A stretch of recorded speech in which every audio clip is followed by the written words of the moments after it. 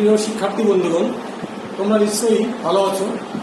Online ক্লাসে আমি শ্যামল সরকার সরকারি শিক্ষা কর্মদক্ষ মাধ্যমিক বিদ্যালয়ে কয়রাকুল্লাহ তোমাদের সকলকে স্বাগত জানাচ্ছি। দীর্ঘদিন শ্রেণী কার্যক্রম বন্ধ থাকার কারণে আমাদের এই অনলাইন ক্লাস চালাতে হচ্ছে।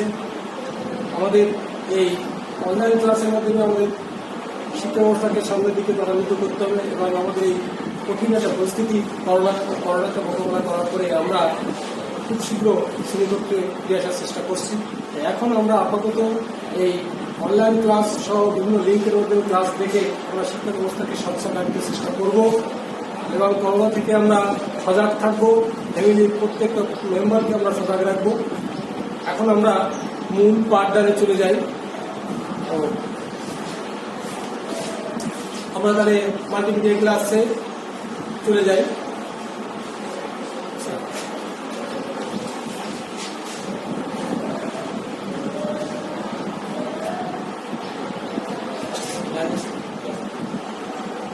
আমি সকলকে অনলাইন ক্লাসে স্বাগত জানাচ্ছি। আমি আমার পরিচয়টা আগে দিয়েছি, তবু আরেকটা আমার আমি পরিচয় পাওয়া দিই। আমি শ্যামল সরকার, আমি সিনিয়র সহকারী শিক্ষক কর্মদক্ষ মাধ্যমিক বিদ্যালয় বললাম। আমরা এখানে একটা মোবাইল নাম্বার ওখানে দিয়ে দিচ্ছি 019675031169। আমার ইমেল ঠিকানা ওখানে আছে dsarkar1971@gmail.com।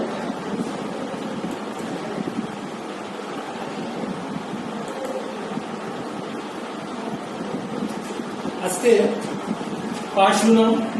আমি আজকে তোমাদের পাঠ দেবো বাংলাদেশ বিশ্ব পরিচয় অষ্টম শ্রেণী অধ্যায় নবম। পাঠ শুনে দিয়েছি বাংলাদেশের জনসংখ্যা উন্নয়ন, পার্ট 2 জনসংখ্যা নিয়ন্ত্রণ সরকারি বেসরকারি উদ্যোগ।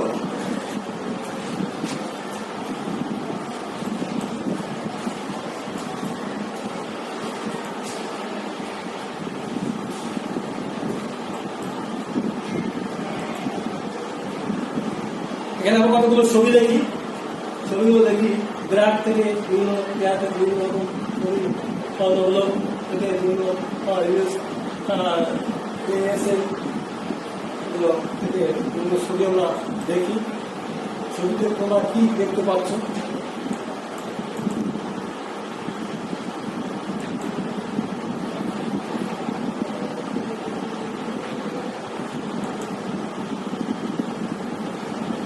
এখানে স্বাস্থ্যসেবা কার্যক্রম, কিভাবে জনসংখ্যার স্বাস্থ্যসেবা এবং জনসংখ্যা নিয়ন্ত্রণ করা যায় এই সমস্ত পরামর্শসূচক কিছু চিত্র এখানে লক্ষ্য করা যাচ্ছে।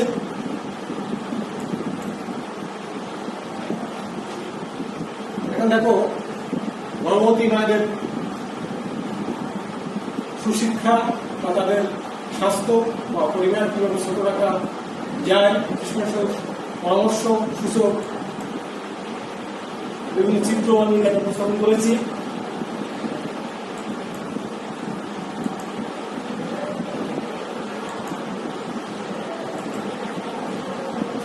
এই ছবিগুলো দেখে আমরা কি বুঝলাম যে কিভাবে পরিবারটাকে ছোট রাখা যায়, কিভাবে সুস্থ রাখা যায় পরিবারের সদস্যদের, এ সম্পর্কে আমরা বুঝতে পারলাম। কিভাবে জনসংখ্যা নিয়ন্ত্রণ করা যায়। তাহলে আজকে আমাদের পাঠ হচ্ছে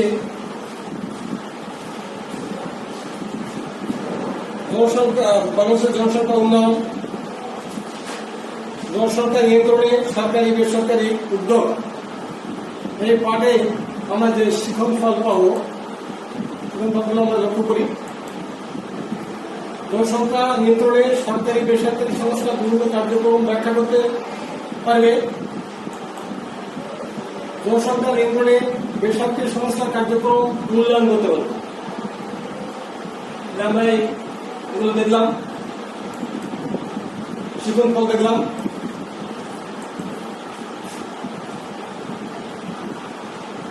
তাহলে আজকের যে আলোচ্য বিষয় আমি আগেই বলেছি যে আজকের আলোচ্য বিষয় আছে জনসংখ্যা নিয়ন্ত্রণ করা। জনসংখ্যা নিয়ন্ত্রণের সরকারি বেসরকারি যে সমস্ত উদ্যোগ এগুলো সম্পর্কে আলোচনা করব।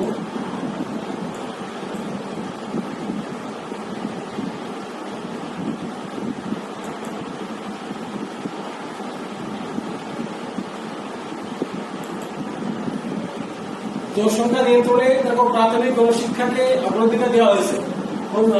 প্রাথমিক ও গণশিক্ষাকে অগ্রাধিকার দেওয়া হয়েছে। সরকার 2014 সালের মধ্যে নিরক্ষরতা দূর ও 15 সালের মধ্যে সবার জন্য শিক্ষা নিশ্চিত করা পরিকল্পনা গ্রহণ করে ইতিমধ্যে এই কর্মসূচি শতভাগ সফল হয়েছে।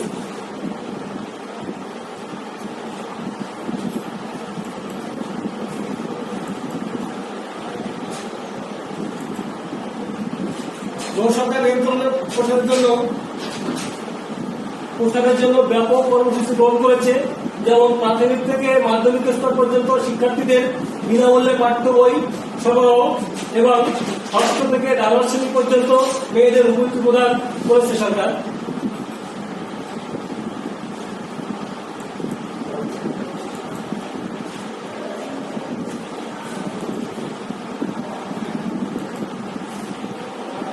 নাগরিকদের চিকিৎসা সেবা নিশ্চিত করার জন্য পরিকল্পনা নিয়েছে।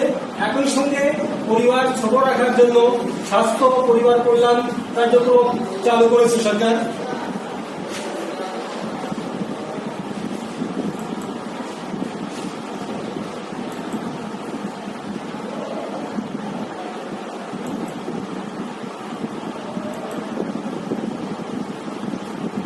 জনসংখ্যা নিয়ন্ত্রণে খামার, মাছ চাষের মতো আয় বৃদ্ধিমূলক কর্মসূচিতে নারীদের অংশগ্রহণের উপরে সরকার গুরুত্বপূর্ণ দায়িত্ব আরোপ করেছে এবং সেগুলো বাস্তবায়নের সঠিক ব্যবস্থা গ্রহণ করছে।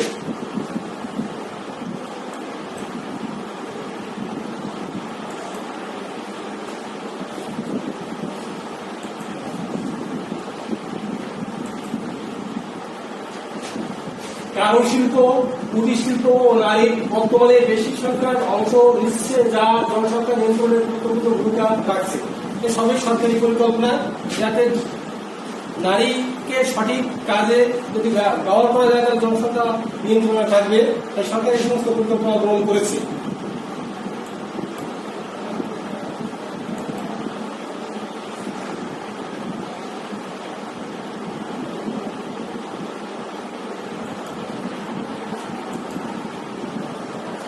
এতক্ষণ আমরা দেখলাম সরকারি বিভিন্ন পরিকল্পনা।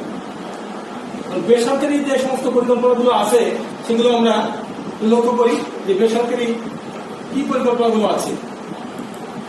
কমিউনিটি ভিত্তিক পরিবার পরিকল্পনা প্রকল্প, 2 সন্তানের পরিকল্পিত পরিবার গড়ার লক্ষ্যে বাস্তবায়ন,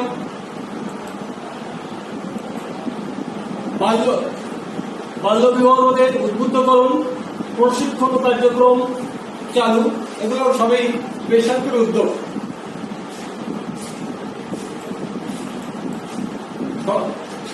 ধর্মীয় সচেতনতা কার্যক্রম, ধর্মীয় নেতাদের উদ্বুদ্ধকরণ কর্মসূচি, এসব বেসরকারি উদ্যোগ আমরা দেখব।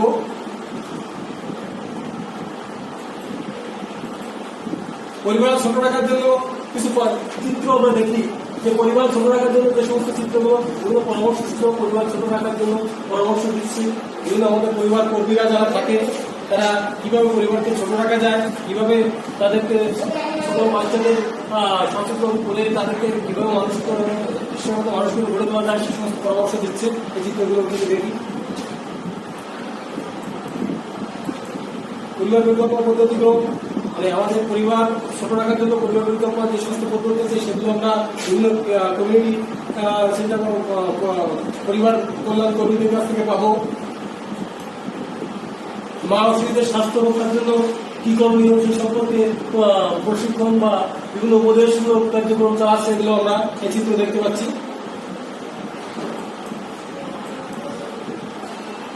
টিকা দেওয়া গর্ভবতী মহিলাদের তার আগে বা পরে যে সমস্ত টিকাগুলো হয়, হাম, রুবেলা টিকাদান, এগুলো বাচ্চাদের শিশুদের কর্মসূচি পালন করা, এগুলো এখানে দেখানো হয়েছে। ইনজেকশন, পুষ্টি শিক্ষা সেবা, পুষ্টি শিক্ষা সেবা, এগুলো সম্পর্কে এখানে চিত্রের সাথে দেখানো হয়েছে।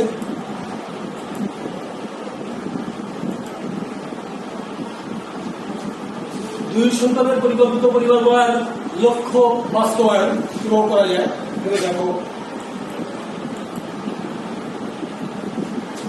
বাংলাদেশ সরকার 2টি সন্তানের পরিবার গড়ার লক্ষ্য নির্ধারণ করেছে।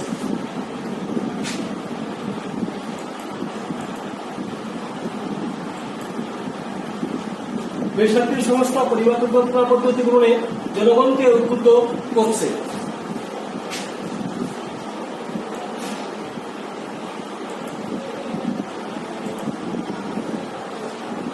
তাহলে আমরা তো একক কাজ করি, পরিবার পরিকল্পনা করে বা জনসংখ্যা নিয়ন্ত্রণে সরকারি বেসরকারি উদ্যোক্তা আমরা দেখলাম।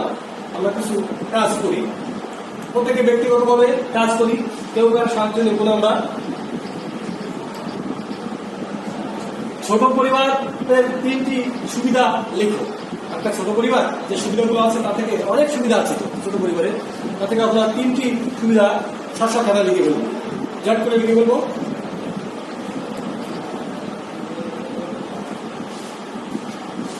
বাল্য বিবাহ রোধ উদ্বুদ্ধকরণ কিভাবে করা যায়। বাল্য বিবাহ প্রতিরোধে শরীয়তপুর জেলা প্রশাসকের নতুন একটা উদ্যোগ, সেখান থেকে ডাটা নিয়ে দিতে চেষ্টা করা হয়েছে।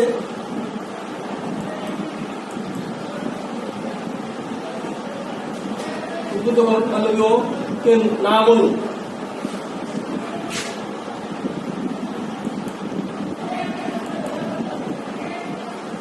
বাল্য বিবাহ রোধে উদ্বুদ্ধকরণ আরো কিছু দেখি।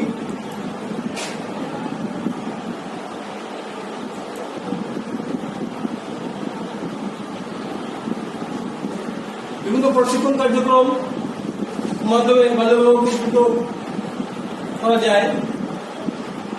মা শিশুর স্বাস্থ্য সম্পর্কে এগুলো আগে দেখানো হয়েছে।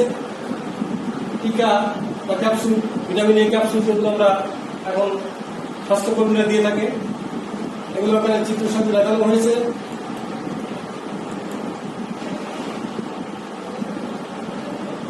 পরিবার পদ্ধতি সম্পর্কে বিভিন্ন প্রশিক্ষণ, বিভিন্ন প্রথম বৈঠক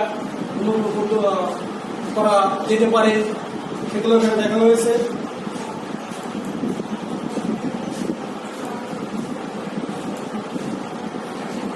গণসচেতনতা সৃষ্টিতে নাটিকা, সাময়িকী, এগুলো বিভিন্ন ফিল্ম প্রদর্শন এগুলো করা যেতে পারে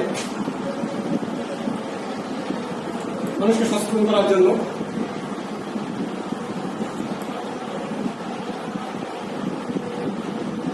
একটা নাটক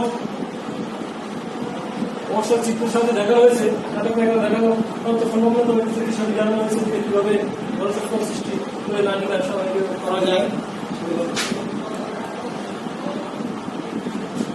বাল্য বিবাহ বন্ধ, বাল্য বিবাহ বন্ধ, বাল্য বিবাহ রোধে সামাজিক সচেতনতা বিকল্প নেই। বাল্য বিবাহ গণসচেতনতা সৃষ্টিতে নাটকের বিভিন্ন দৃশ্য এখানে দেখানো হচ্ছে।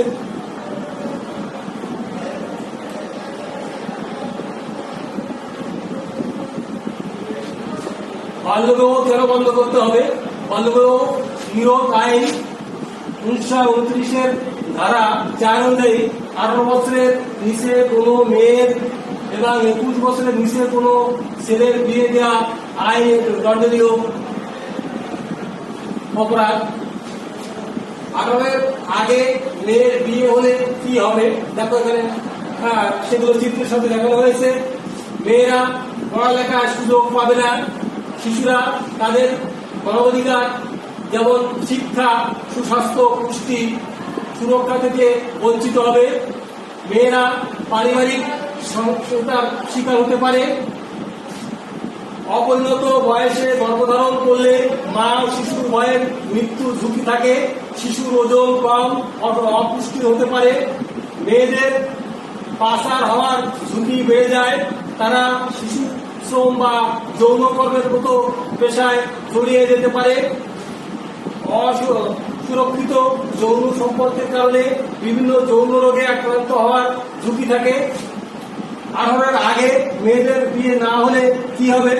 মেয়েরা পড়ালেখা ভালোভাবে করতে পারবে, শৈশবটা তার সুন্দরভাবে কাটবে, তারা অর্থনৈতিকভাবে স্বাবলম্বী হওয়ার সুযোগ পায়, পারিবারিক ও সামাজিক সিদ্ধান্ত গ্রহণের ভূমিকা রাখতে পারবে। প্রয়োজনে পরিবারের অন্যান্যদের পাশে দাঁড়াতে পারবে। শিক্ষিত ও আত্মবিশ্বাসী মেয়ে পরিবার, সমাজ ও রাষ্ট্রের উন্নয়নে অবদান রাখতে পারবে। এগুলো কাজ করতে পারবে, গণস্বাস্থ্য সৃষ্টি, এগুলো আমাদের করা যেতে পারে।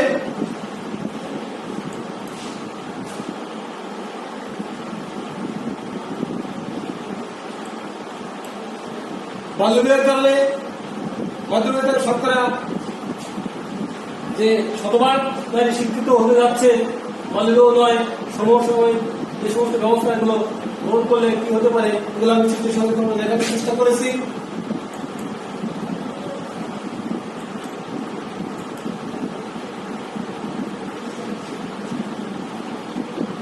ধর্মীয় নেতা আমাদের সাধারণত মসজিদ, মন্দির, এই সমস্ত ধর্মীয় ক্ষেত্রে যারা ইমাম বা যেসব পুরোহিতরা থাকে, তারা যদি এই সমস্ত সম্পর্কে কথা বলে তাহলে অনেকটা মানুষ বিশ্বাস করে। এই জন্য ধর্মীয় নেতাকে উদ্বুদ্ধ করার মতো কর্মসূচি ধর্মীয় ব্যবস্থা করতে হবে।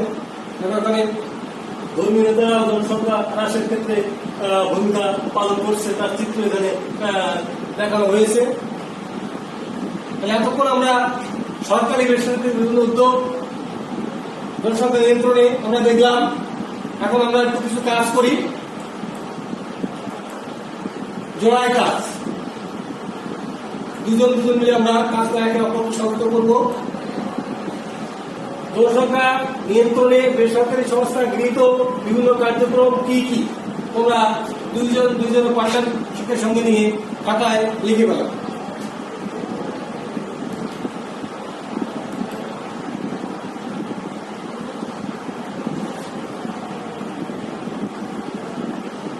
দলগত কাজ এরপরে আমরা করব। আমরা এক একটা দলে বিভক্ত হয়ে কিছু কাজ করব।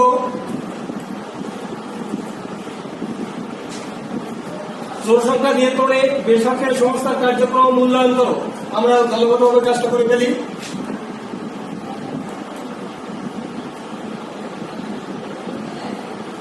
এতক্ষণ আমরা জনসংখ্যা নিয়ন্ত্রণে সরকারি বেসরকারি বিভিন্ন উদ্যোগ জানলাম। আমরা এখন একটু মূল্যায়ন করে দেখি যে তোমরা সঠিক উত্তর দিতে পারো কিনা। কিছু ছোট ছোট প্রশ্ন করি। বাংলাদেশ সরকারের কয়েকটি সন্তানের পরিকল্পনার জাতীয় লক্ষ্য নির্ধারণ করেছে?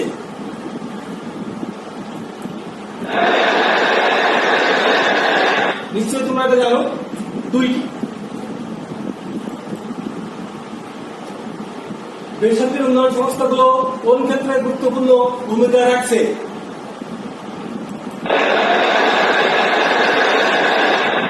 বাল্যবিবাহ রোধ করার জন্য জনগণকে উদ্বুদ্ধ করার ক্ষেত্রে বিশেষ ভূমিকা রাখছে।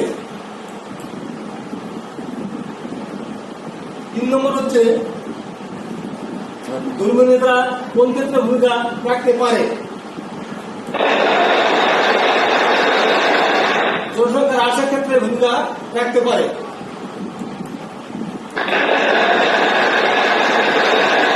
জনগণকে সচেতন করার জন্য কয়েকটি উপকরণের নাম বলো, কয়েকটি উপকরণের নাম বলো।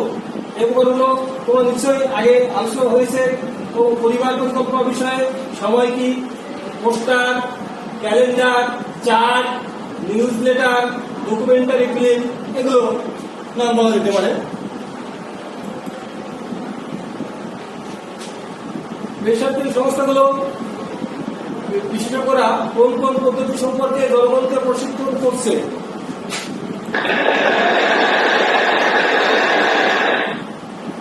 মা ও শিশু স্বাস্থ্য সেবা, টিকাদান, পরিবার পরিকল্পনা, এগুলো সম্পর্কে তারা সচেতন করছে এবং শিক্ষা দিচ্ছে।